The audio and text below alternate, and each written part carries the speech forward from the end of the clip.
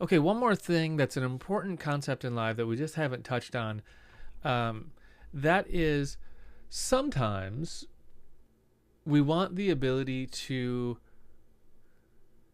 lock down a track and say, this track is the way it is. Now, there's a whole bunch of reasons for doing that, but the two most important ones are you are either sharing this track, like sending this whole session to someone else, and I'll talk more about that in just a second, or your computer is just running too hot.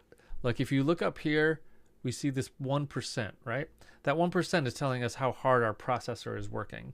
We can click on it and get a little bit more info, but if that's getting up pretty high and your computer's starting to go slow, then you might want to do this trick.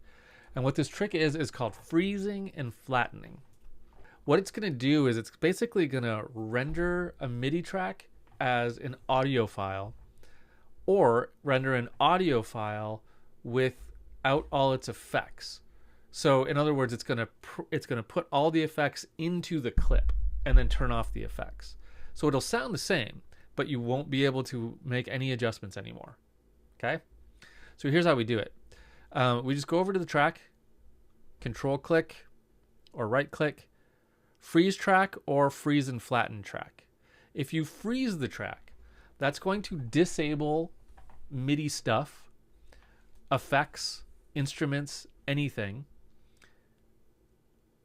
And it's basically going to be a temporary audio file. You can kind of see that it turns blue because it's frozen. And this is there's like a hidden audio file that was just created. The reason you might want to freeze something but not flatten it is you can unfreeze things. I can unfreeze it and wake it up. But if I flatten it, it's going to turn it into an audio file and I can't go back. Okay? So, I mean, I can kind of undo it right now, but once I get further down the road, I can't go back from that. But it's going to be kind of rendered as an audio file now. If I go to my audio file and they have effects and things on them, and my computer's running really slow, so I might want to render those effects onto the track and then turn off those effects. That'll help free up your computer. Okay, so freezing and flattening is just kind of how we do that. Different programs call that different things. They might call it render in place. They might call it print, like printing the audio is like a thing. It's a weird term, but it is a term. In live, we call it freezing and flattening.